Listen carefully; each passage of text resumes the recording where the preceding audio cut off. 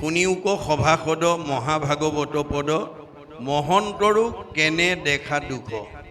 চোৱাচোন, উদ্ধৱ যিজন তেওঁৰ লগতেই থাকে, সৰুৰ পৰা 5 বছৰ কালৰ পৰাই নিবিড় সম্পৰ্ক কৰি তেওঁৰ লগতেই থাকে, অথচ তেওঁ দুখৰ পৰা মুক্ত হোৱা নাই। সদায় সৰুকালৰ পৰাই ভগৱন্তৰ লগত খেলা ধূলাৰ পৰা ধৰি সমস্ত কৰ্মৰ মাজতে থকাৰ স্বত্তেও তেওঁ শোকমুক্ত হোৱা নাই। কেতিকখনে ধৰৈ কালে যাৱে আছা ভালে ভালে হুয়া জানতে কৃষ্ণৰ সন্মুখ। আমাৰ জীৱনটোক পদুম পাতৰ পানীৰ লগত তুলনা কৰিছে। পদ্মৰ পত্ৰৰ নীৰ পৰি যেন নুহি থিৰ, সেইমতে জীৱন চঞ্চল। পদুম পাতৰ পানী বতাহে কোন সময়ত পেলাই দিব তাৰ যেনেকৈ সিদ্ধান্ত নাই, আমিও কোন সময়ত কি পৰিস্থিতিত আমাৰ জীৱন এৰিব লগা হয় তাৰো কোনো সিদ্ধান্ত নাই। সেইকাৰণে সময় থাকোঁতেই আমি আজিৰ দৰে অনুষ্ঠানলৈকে আহি কৃষ্ণৰ কথা শ্ৰৱণ কীৰ্তন কৰি আমি যাতে জীৱক সদ্গতি দিব পাৰোঁ তাৰ প্ৰতি আহ্বান জনাইছে। যে ঈশ্বৰৰ কথা শুনিব পৰা শক্তি মানুহৰ বাদে আনৰ নাই। মানুহ হৈ যদি আমি ঈশ্বৰৰ কথা শুনাৰ প্ৰতি গুৰুত্ব নাথাকে, তেতিয়া এইটো ধৰ্মহীন মানুহ বুলি কৈছে। ধৰ্মেন হীনা পশুৰ ভি সমানা। যি মানুহে ঈশ্বৰৰ কথা নুশুনে, নকয়, নাগায়, সি দেখাতহে মানুহ, স্বভাৱত ৰাক্ষস বুলি কৈছে। কদাচিতো নলবই মোহৰ নাম যশ, জানিবা অৰ্জুন সিটো মনুষ্য ৰাক্ষস। ভগৱন্তৰ নাম নোলোৱা মানুহ দেখাতহে মানুহ, স্বভাৱত ৰাক্ষস। সেই স্বভাৱৰ মানুহে খাবলৈ জীয়াই থাকে। আমি আচলতে জীয়াই থাকিবলৈ খাব লাগে, কিন্তু ঈশ্বৰৰ কথা নুশুনা, নোকোৱা মানুহবিলাকে খাবলৈ জীয়াই থাকে। আমাৰ দাৰ্শনিক পণ্ডিতে কৈছে, live to eat but not' eat to live. জীয়াই থাকিবলৈ খাবা, খাবলৈ জীয়াই নাথাকিবা। কিন্তু ঈশ্বৰৰ প্ৰতি ভক্তি নথকা জীৱবিলাক খাবলৈ জীয়াই থাকে। সেইকাৰণে আমাৰ সমাজত এতিয়া খাবলৈ জীয়াই থকা মানুহৰ সংখ্যা বেছি। জুতিয়ে বুদ্ধিয়ে দিলেই ভাল, নিদিলেই কাল। আমাৰ কিছুমান মানুহে জুতিয়ে বুদ্ধিয়ে খাবলৈ নাপালে একেবাৰে গালি শপনি পাৰি সৰ্বনাশ কৰি দিব।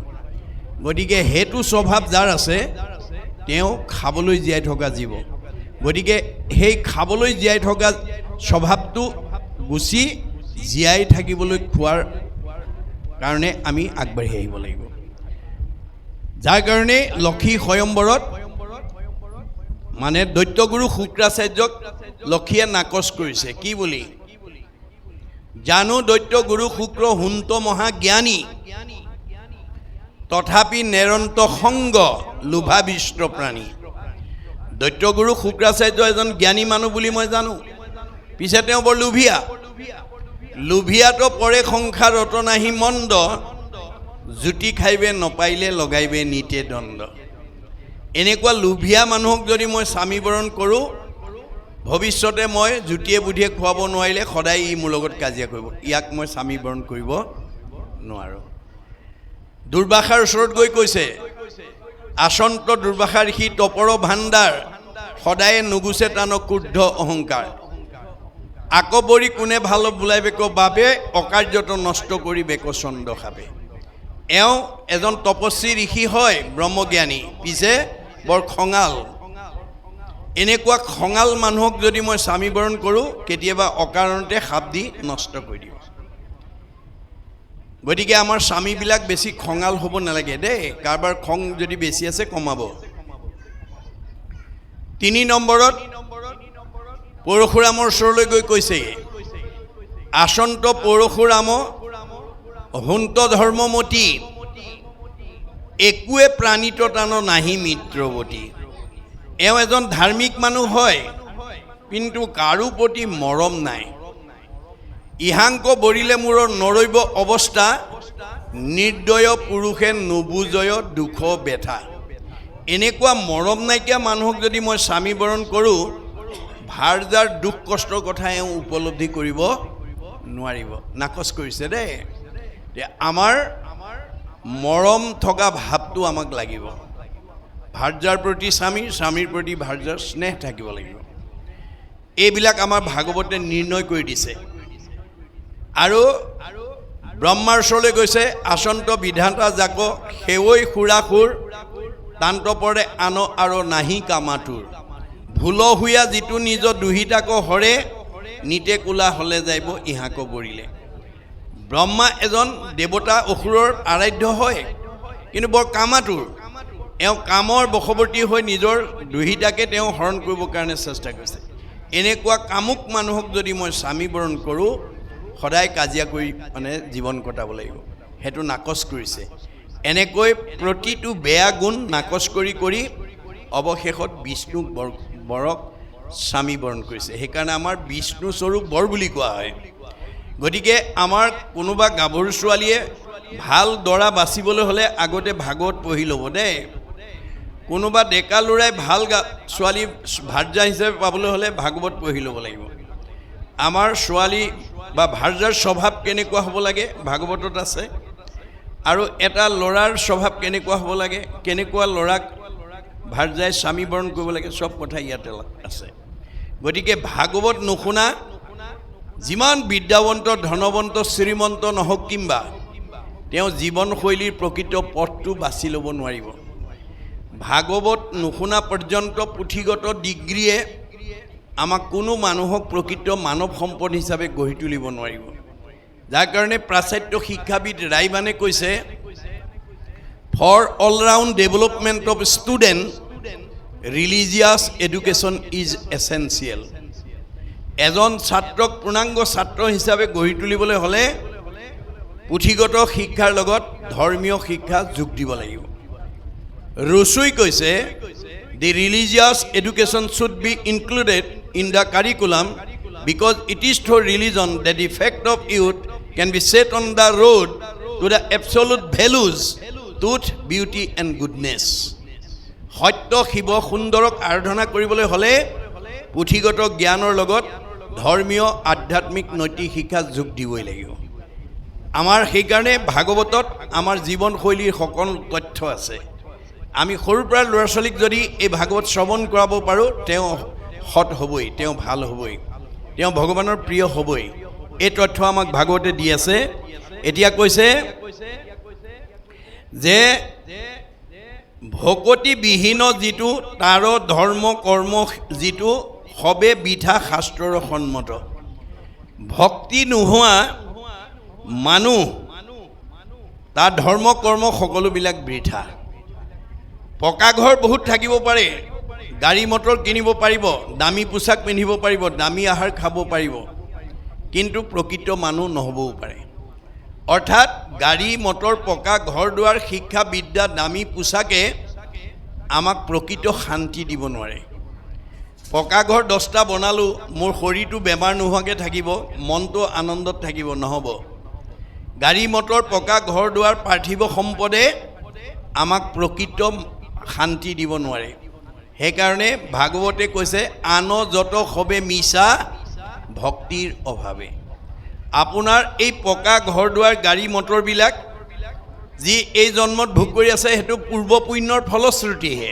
মনত ৰাখিব কথাটো আমাৰ কৰ্মফলক 3টা ভাগত বিভক্ত কৰিছে বেদে প্ৰাৰব্ধ আৰব্ধ অনাৰব্ধ প্ৰাৰব্ধ মানে পূৰ্ব জন্মৰ কৰ্মফল পূৰ্ব জন্মৰ বেছি পুণ্য লৈ আহি এই নাজিৰা ওপৰ কৈবৰ্ত গাঁৱত যি বসবাস কৰি আছে সি গাঁওখনৰ ভিতৰত সবতকৈ ওপৰত থাকিব মধ্যম পুণ্য লৈ হাজন মধ্যমত থাকিব আৰু কম পুণ্য লৈ হাজন কমত থাকিব আপোনাৰ পুণ্যৰ অনুপাতেহে আপোনাক ভগৱানে প্ৰতিষ্ঠা কৰিব ভগৱানেও কাকো তল ওপৰ কৰি নিজৰ ইচ্ছাৰে নোৱাৰে পূৰ্ব কৰ্মফল অনুপাতেহে তেওঁক ৰাখিব এজন পৰীক্ষকে পৰীক্ষা বহি চাই ছাত্ৰ ছাত্ৰীয়ে যিমান নম্বৰ পায় তাৰ ওপৰতহে উপাধি দিব পাৰিব পৰীক্ষক হ'ল বুলি কাৰোবাক মানে ইচ্ছা কৰি উপাধি দিব নোৱাৰে তেওঁ যিমান নম্বৰ পাব তাৰ ওপৰতে ষ্টেণ্ড মাৰ্ক পাইছেনে ডিষ্টিংশ্যন মাৰ্ক পাইছে